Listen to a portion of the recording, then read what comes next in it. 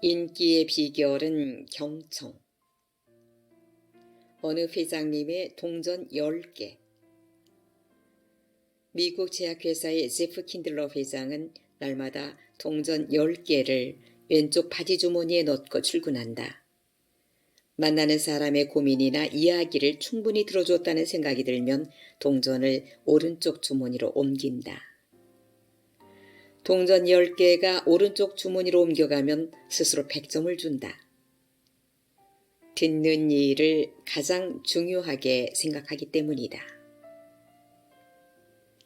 가만히 들어주기. 신학생 때에는 영성지도 선배님이 계셔서 한 달에 한 번 영성면담을 받습니다.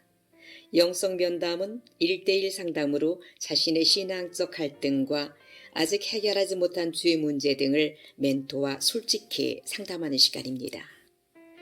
그런데 영성지도 선배님 중에서 아직까지도 잊지 못하는 분이 계십니다. 왜냐하면 지금 이렇게 살아가는데 많은 도움을 얻었기 때문이죠. 사실 영성면담을 하면서 이 선배님으로부터 어떤 이야기를 들은 것은 하나도 없습니다. 그때 영성면담하는 방식을 말씀드려 볼게요. 우선 영성면담하러 선배님 방에 들어갑니다. 그러면 선배님께서 시작 기도를 하십니다.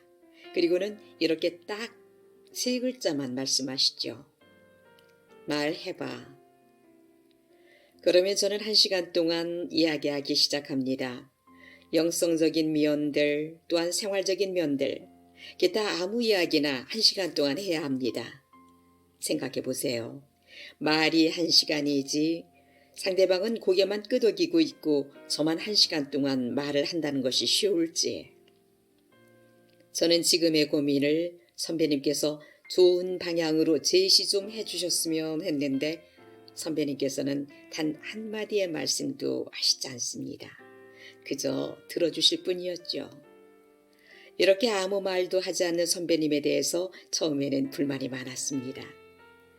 이건 직무유기다. 어떻게 아무런 지도도 하지 않고 나만 말을 하게 하는가? 그런데 시간이 지나면서 이 선배님이야말로 가장 좋은 상담을 하고 계신다는 것을 깨닫게 되었습니다. 글쎄 제가 1시간 동안 있는 이야기 없는 이야기를 하다 보면 제가 가지고 있는 문제에 대해서 스스로 해결할 수 있게 되더라는 것입니다. 사실 나의 문제는 나만 해결할 수 있는 것입니다.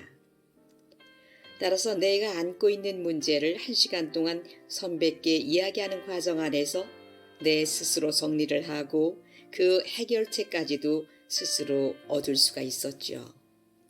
말을 하면서 자기 스스로가 정리가 되는 셈이었죠. 자기 말을 잘 들어주는 언니.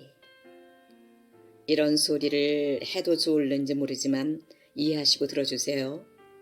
서울 중구 신당동에 살 때 우리 집 바로 위에는 종로 3가에서 어느 한식집, 즉 요정을 운영하는 사람이 살았습니다. 어느 날 교차장이 우리 집에 와서 나에게 이런 이야기를 들려주었습니다. 자기네 가게에는 많은 여종업원들이 있었답니다.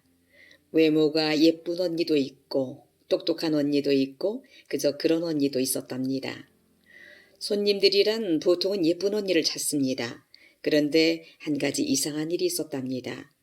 그것은 월말에 월급을 주려고 계산을 해보면 예쁜 언니들보다 또 똑똑한 언니들보다 그저 그런 언니들의 월급이 더 많다는 사실이었습니다.